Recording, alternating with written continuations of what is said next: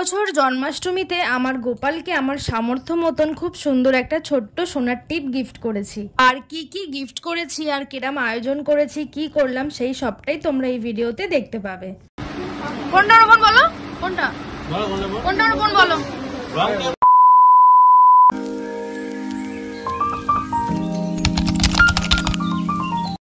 Hi everyone, জন্মাষ্টমীর ব্লগে তোমাদের সবাইকে স্বাগত। কেমন আছো সবাই? আশা করি সবাই খুব ভালো আছো, আমিও খুব ভালো আছি। সানডেতেই তো আমি মায়ের কাছে চলে গেছিলাম আমার গোপালদের নিয়ে। এই আমার বাড়িতে, শ্বশুর বাড়িতে আমার দুটো গোপাল আছে। একটা হচ্ছে আমি বিয়েতে গিফট পেয়েছি, আর একটা হচ্ছে আমার শাশুড়ির ছিল। তো ওই দুটো গোপাল আমি আমার বাপের বাড়িতেই পুজো করি, তো ওদেরকে নিয়ে চলে গেছিলাম আগের দিন সানডেতে।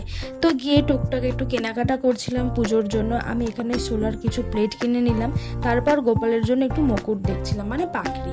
তারপর সোনার দোকানে চলে গেছিলাম, যে জিনিসগুলো পরিষ্কার করার জন্য দিয়েছি তো সেগুলো পরিষ্কার হয়ে গেছে, সেগুলোকে আনতে গেছিলাম। আর আমি এখানে একটুখানি কথা বলছিলাম যে গোপালের সোনার চেন কত কি পড়বে একটু জেনে নিই। গোপালের জন্য ঠিক করেছিলাম যে এই বছর ভেজ বিরিয়ানি বানাবো, তাই জন্য একটু পনির কিনে রাখলাম আগের দিন। সব কেনাকাটা করে বাড়ি পৌঁছে গেলাম। বাড়িতে ঢুকে গোপালকে কোন কোন জামাগুলো পরাবো মানে গোপালদের, তো সেইগুলো আগে একটুখানি বেছে রাখলাম আমি আর মা। এই ব্লগটা যখন আমি আপলোড করছি তখন আমি জানি যে জন্মাষ্টমী পুজো চলে গিয়ে প্রায় অনেক দিনই হয়ে গেছে, কিন্তু কি করব বলো, একটা ভিডিও শ্যুট করা তারপর সেটাকে সুন্দরভাবে ধরে ধরে এডিট করতে না অনেকটা সময় লেগে যায়, তাই একটু আপলোড করতে দেরি হয়ে গেল। বাট আমি চেষ্টা করেছি সবটা তোমাদের সাথে শেয়ার করা। এখানে একটু আমরা বিকেলবেলা নিরামিষ খাবার খেয়ে নিলাম, কচুরি। তো খাবার পরে আমি আমার এই গোপালগুলোকে একটু পরিষ্কার করতে বসে। আর আমি গোপাল কিভাবে পরিষ্কার করি সেটা আমি তোমাদের ভিডিও আমি অলরেডি আপলোড করে দিয়েছি ইউটিউব চ্যানেলে শর্টসে। আমি আমার ডেসক্রিপশনে লিঙ্ক দিয়ে দিলাম, তোমরা সেখান থেকে গিয়েও দেখে নিতে পারো। আর এখানে দেখো আমার বড় গোপালকে আমি একটুখানি ফেসিয়ালের ম্যাসাজ করে দিচ্ছিলাম, আর আমি জানি ও খুব আরাম নিচ্ছিল। দেখো পরিষ্কার করার পর গোপাল কতটা শাইন করছে, একদম চকচক, ঠিক যেমন আমরা ফেসিয়াল করলে আমাদের স্কিন একদম গ্লোয়িং লাগে। তারপর বোন এখানে অঙ্গরাগ করতে বসেছিল। অঙ্গরাগটা হাফ আগের দিন করেছি আর হাফ পরের দিন করেছি, মানে সোমবার, মানে দিনের দিনই করেছি। আর এই গোপালের অঙ্গরাগটা আমিই করে নিয়েছি, দিনের দিন কমপ্লিট করে নিয়েছি, কেননা দুটো গোপাল যদি একই দিনে করি অনেকটা চাপ হয়ে যাবে। কেমন হয়েছে কিন্তু জানিও। হাই এভরিওয়ান, গুড মর্নিং সবাইকে, শুভ সকাল আর জন্মাষ্টমীর অনেক অনেক শুভেচ্ছা সবাইকে। তো সকাল হয়ে গেছে, কালকের দিনের ব্লগটা তোমাদের সাথে আমি শেয়ার করেছি, তো দুদিনের ব্লগ আমি একসাথেই করছি। সকাল হয়ে গেছে, এখন আমি আর মা যাচ্ছি হচ্ছে ফুলের বাজার করতে। তোমরা ব্লগটা দেখতে থাকো, আশা করি তোমাদের খুব ভালো লাগবে। আমি আর রাত যাবো একটুখানি কেক আনতে, গোপালের জন্য একটা কেক বানাতে দিয়েছিলাম, তো সেই কেকটা আনতে যাব। আজকে পুরো দিনের ব্লগটা তোমাদের সাথে শেয়ার করবো।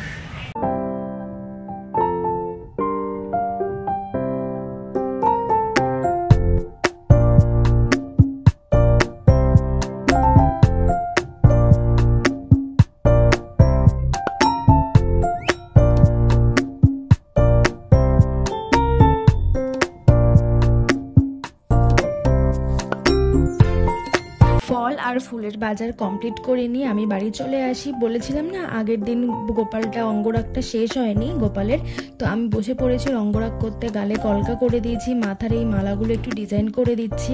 জানো তো তোমাদের একটা গল্প আমি শেয়ার করি। এই গোপালটা কিন্তু আমি কিনিনি, আমার এক বন্ধু গাছতলায় পেয়েছিল, ও এসে আমাকে দিয়েছে। গোপালের অঙ্গরাগ কমপ্লিট করে নেবার পরে আমরা বেরিয়ে গেছিলাম কেক আনতে। আর দেখো রেশমিও চলে এসেছে সকাল সকাল, তো আমরা তিনজন মিলে বেরিয়েছিলাম কেক আনতে।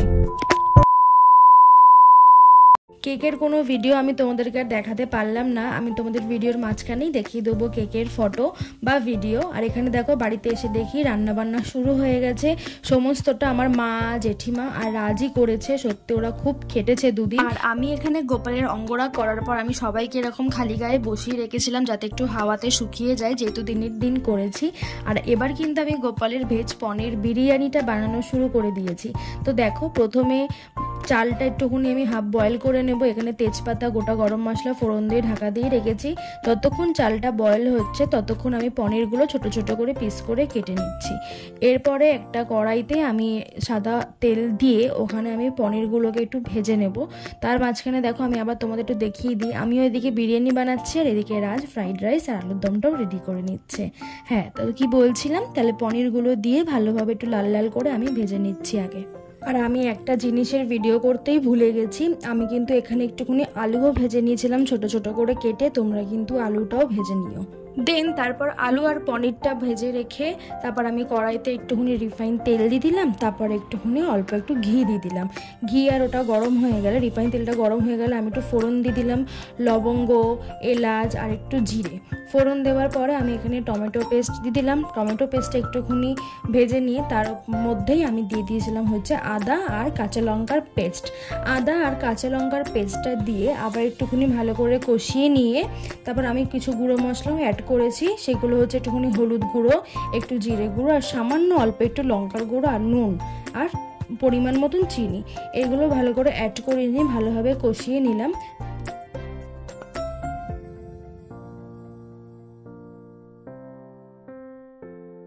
তারপর আমি একটুখানি কাজু আর চালমগজ পেস্ট করে ওর মধ্যে দিয়ে ভালোভাবে কষিয়ে নিলাম। দেন জল ছেড়ে দিলে আমি আলু আর পনিরটা দিয়ে ভালোভাবে নাড়িয়ে নিলাম। কষানো হয়ে গেলে আমি সেটাকে অন্য পাত্রে একটু তুলে রেখেছিলাম। এরপর চলো বিরিয়ানিটাকে এবার দমে বসিয়ে দিই। আমরা ঠিক যেরমভাবে আমরা নর্মাল বিরিয়ানি করি ঠিক এটাও সেরমভাবেই করব।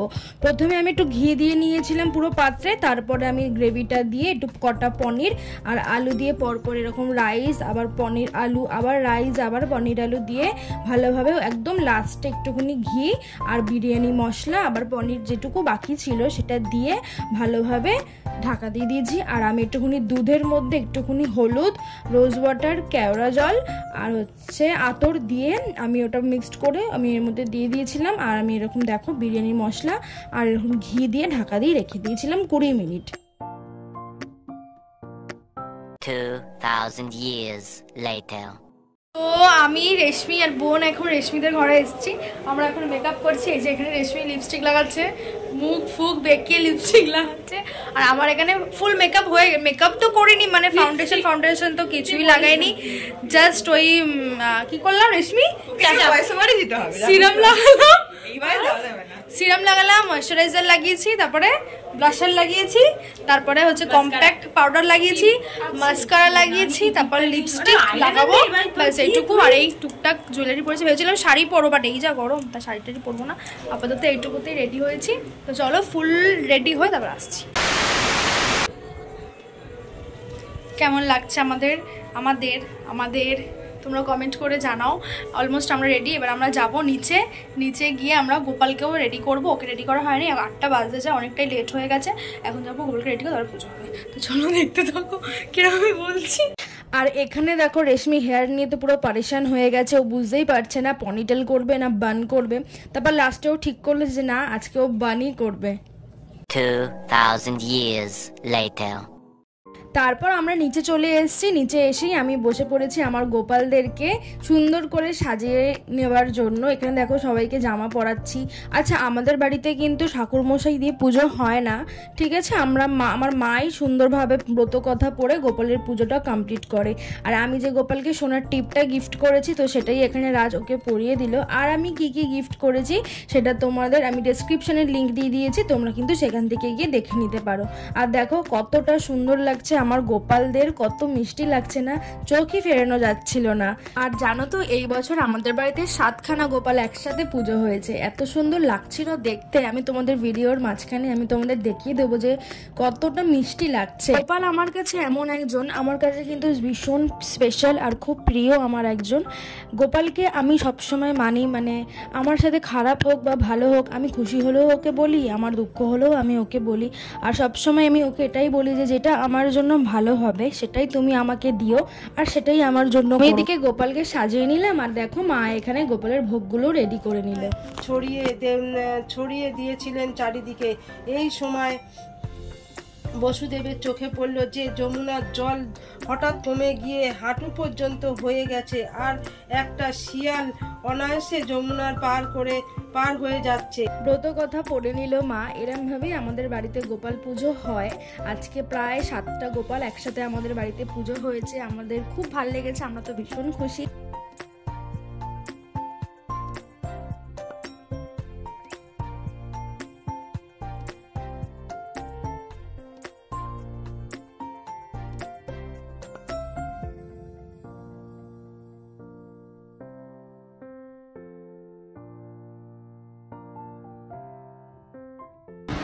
কোনটা আমার বোন বলো, কোনটা কোনটা আমার বোন বলো, কোনটা আমার বোন বলো, কোনটা বোন বলো, আন্দাজ আন্দাজ, তার মানে 2,000 years later. গোপাল পুজোর ব্লগ কিন্তু আমি এখানে এন্ড করে দিচ্ছি। তোমাদের এই ব্লগটা কেমন লেগেছে অবশ্যই আমাকে কমেন্ট করে জানিও। এই ব্লগটা আমার চ্যানেলের স্মৃতি হয়ে থাকবে। দেখা হবে পরের ভিডিওতে। বাই।